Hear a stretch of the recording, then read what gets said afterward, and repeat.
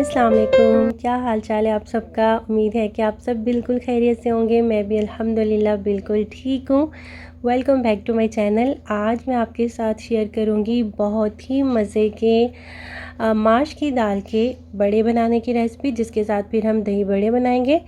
बहुत मज़े के ये सॉफ्ट और स्पॉन्जी बड़े बनके तैयार होते हैं और इनको बनाना भी बहुत इजी है। कोई बहुत ज़्यादा इंग्रेडिएंट्स भी इनमें यूज़ नहीं होते। तो चलिए फिर इनको बनाना स्टार्ट करते हैं। माश की दाल के बड़े बनाने के लिए मैंने 1 कप माश की दाल ले ली थी और इसको मैंने पूरी रात के लिए भिगो के रख दिया था। आप चाहें तो इसके अंदर मूंग की दाल भी इस्तेमाल कर सकते हैं। मूंग की दाल की रेशो जो है वो माश की दाल से कम होगी। अगर आप 1 कप माश की दाल लेते हैं तो हाफ़ कप आप इसके अंदर मूंग की दाल ऐड करेंगे। मगर मैं इसको सिर्फ माश की दाल के साथ बना रही हूँ और 3 मैं इसके अंदर लहसुन के जवे भी ऐड करूँगी। दाल को भिगोते वक्त मैंने इसमें इतना ही पानी डाला था जो दाल के सोख होने के बाद उसने जज़्ब कर लिया और अभी इसके अंदर कोई एक्स्ट्रा पानी मौजूद नहीं है। तो अब हम इसको ग्राइंडर में या चॉपर में डालकर इसका स्मूथ सा पेस्ट तैयार करेंगे और पीसते वक्त अगर हमें ज़रूरत हुई तो हम थोड़ा सा पानी इसके अंदर ऐड करेंगे। तो यहाँ पर मैंने दाल को अच्छी तरह से पीस लिया है और इसका बहुत ही स्मूथ सा पेस्ट जो है वो मैंने तैयार कर लिया है। कंसिस्टेंसी इस पेस्ट की आप चेक कर सकते हैं। इसको इतना ही थिक होना चाहिए, इससे ज़्यादा थिक या फिर इससे पतला इसको नहीं होना चाहिए। 2 से 3 चुटकी अब हम इसके अंदर बेकिंग सोडा ऐड कर देंगे और थोड़ा सा हम इसमें डाल देंगे नमक टेस्ट के मुताबिक और इनको अच्छी तरह से मिक्स करेंगे। और 10 से 12 मिनट के लिए आपने इस पेस्ट को बहुत अच्छी तरह से फेंटना है और एक ही डायरेक्शन में चम्मच चलाते हुए आपने इसको फेंटना है। इससे इस मिक्सचर के अंदर हवा भर जाएगी और ये बहुत ही लाइट सा मिक्सचर बनेगा। तो इससे जो हम बड़े बनाएंगे वो बहुत ही सॉफ्ट और स्पॉन्जी जो बड़े हैं वो बनके तैयार होंगे। तो इस स्टेप को आपने मिस बिल्कुल भी नहीं करना है।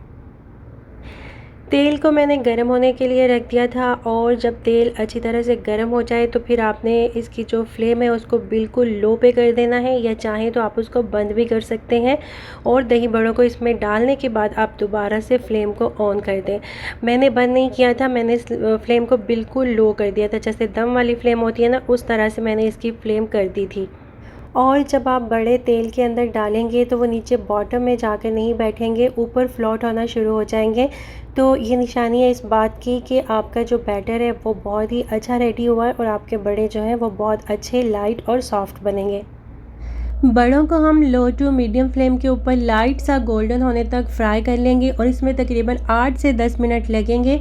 और इसी तरह हम सारे बड़ों को फ्राई करके निकाल लेंगे और इनको अब हम साइड पे रख लेंगे। यहाँ पर दही बड़ों के लिए हम एक मसाला तैयार करेंगे। उसके लिए हम सबसे पहले एक पैन ले लेंगे, उसके अंदर हम 6 ये गोल वाली साबुत लाल मिर्चें ऐड कर देंगे, 10-12 साबुत काली मिर्चें ऐड करेंगे, 1 टीस्पून हम ज़ीरा ऐड करेंगे और 1 टीस्पून ही हम इसके अंदर डालेंगे सूखा धनिया।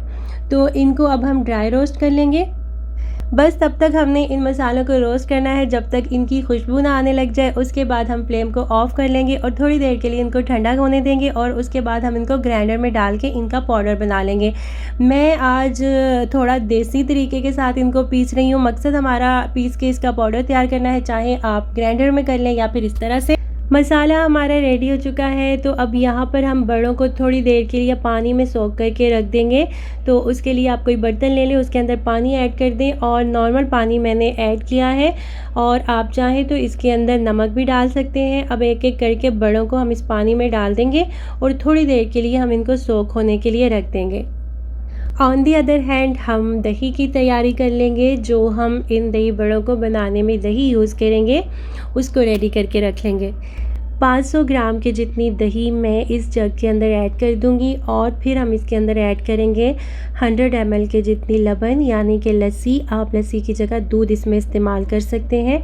और फिर हम इसके अंदर डालेंगे नमक अपने टेस्ट के मुताबिक और 1 टेबलस्पून मैंने इसके अंदर शुगर ऐड कर दी है। और अब तमाम चीज़ों को हम अच्छी तरह से मिक्स कर लेंगे और हमारी ये बहुत ही मज़ेदार सी दही जो है वो रेडी हो जाएगी।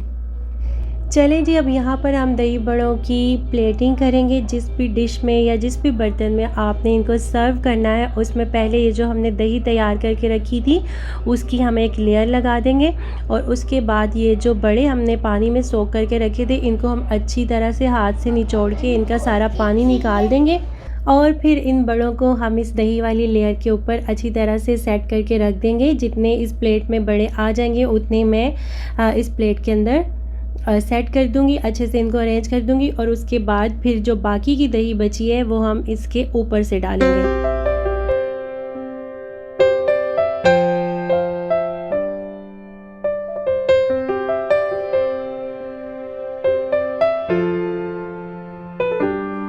दिखने में ये रेसिपी जितनी ज़्यादा सिंपल लग रही है, खाने में ये उतनी ही ज़्यादा टेस्टी है।